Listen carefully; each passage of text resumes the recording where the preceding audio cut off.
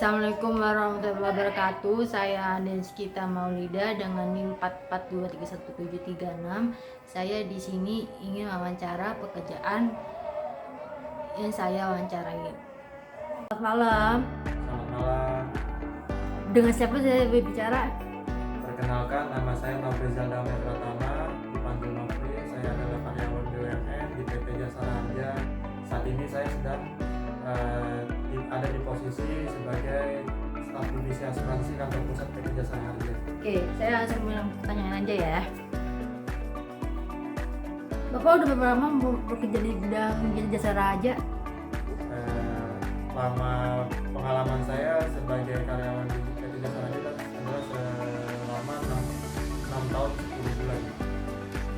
Apa sih yang membuat Bapak tertarik bekerja di bidang sekarang ini? Pekerjaan yang sekarang ini?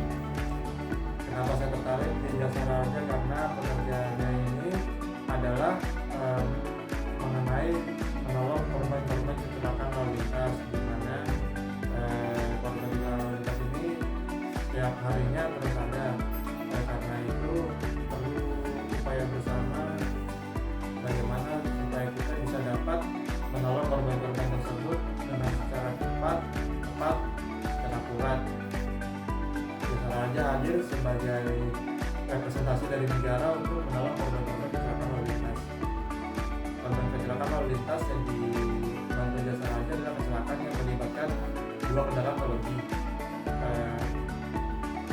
Jasa Raharja menanggung santunan berupa meninggal dunia, yaitu sejumlah 50 juta rupiah. Lalu ada sumbangan luka-luka, jumlahnya sampai dengan 20 juta rupiah. Tetap jumlahnya maksimal sampai dengan 50 juta rupiah. Adapun santunan pengaturan bagi ahli waris sejuta, bagi korban yang tidak memiliki ahli waris yaitu sebesar 4 juta. Kalau ada manfaat tambahan berupa ambulans sebesar 500.000 dan gaji nyata 1 juta. Nih kan Bapak tuh bekerja di Jasa Raharja nih. Bapak itu tertarik untuk bekerja di secara tim atau sendiri? Kan pasti kan kalau ini pasti ada kerja tim sama sendiri. Tapi lebih tertarik yang mana, kerja bersama sama tim atau sendiri? Di Jasa Raharja merupakan tim atau kolaborasi antar tim menjadi hal yang sangat penting.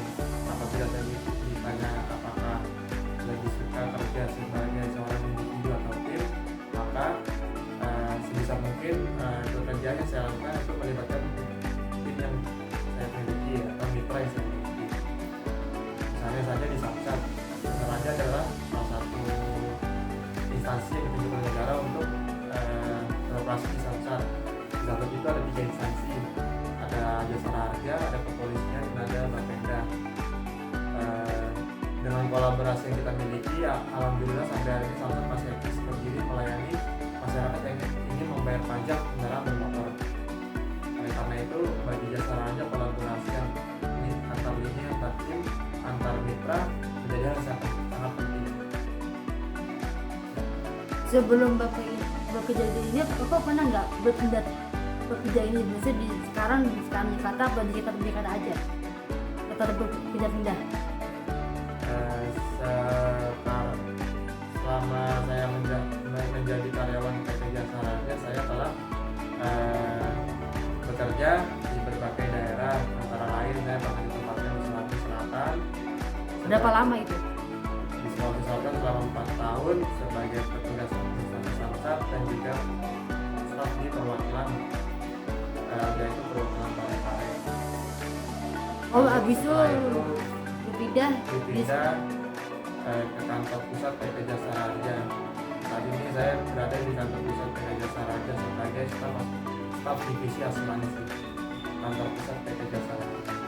Waktu Bapak mulai pekerjaan ini, ada nggak sih motivasi Bapak tuh apa untuk bekerja di bidang itu?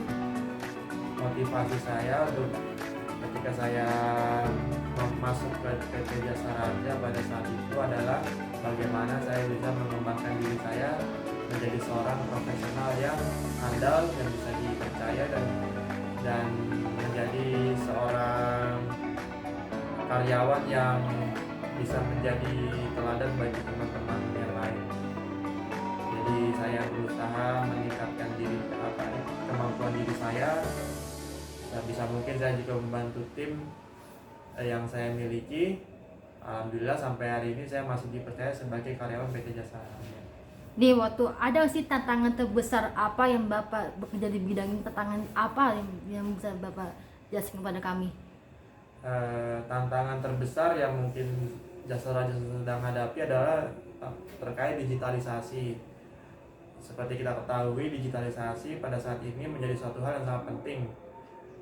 Berbagai sektor ekonomi, sosial, budaya, dan lain-lain sudah mulai merambah menggunakan metode digitalisasi. Jasa Raharja pun dalam operasionalnya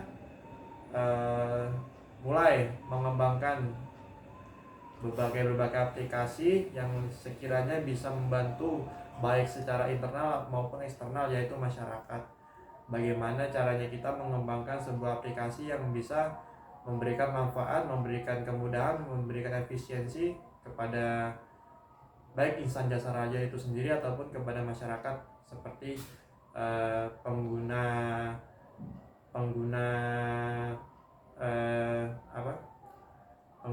jalan, pembayar pajak atau wajib pajak, atau klaimen yang ingin mengklaim asuransi kecelakaan lalu lintas. Sekarang Jasa Raharja sudah memfasilitasi sebuah aplikasi untuk bisa dipakai sebagai alat bantu, yaitu aplikasi JRQ. Apa itu aplikasi JR itu?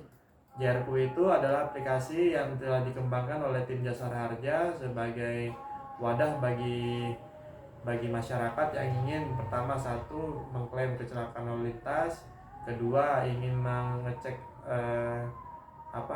rute lalu lintas. Ada juga sekarang kita juga kembangkan sebuah aplikasi sebuah menu namanya JRQ Rewards. JRQ Rewards itu adalah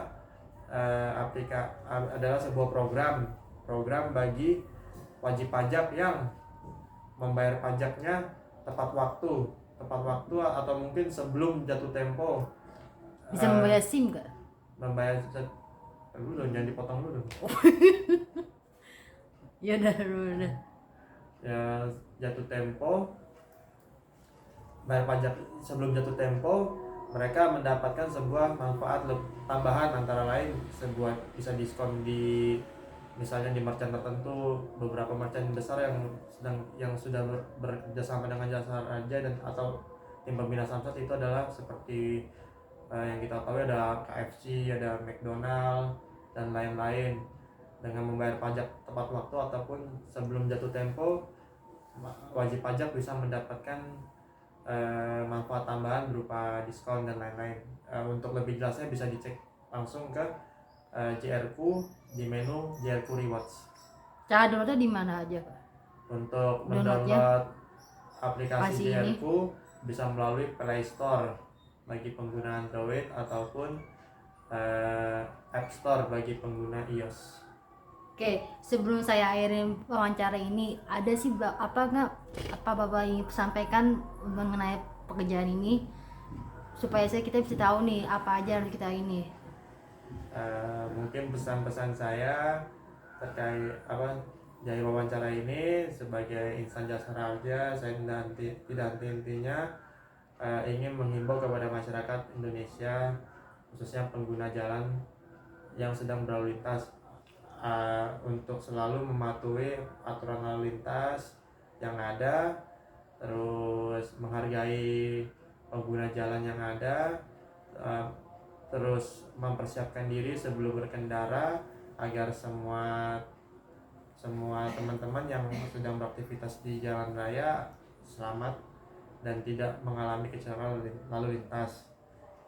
Sekian dari saya. Oke, terima kasih. Untuk satu lagi pesannya kepada pemilik kendaraan bermotor untuk selalu mematuhi kewajiban perpajakannya.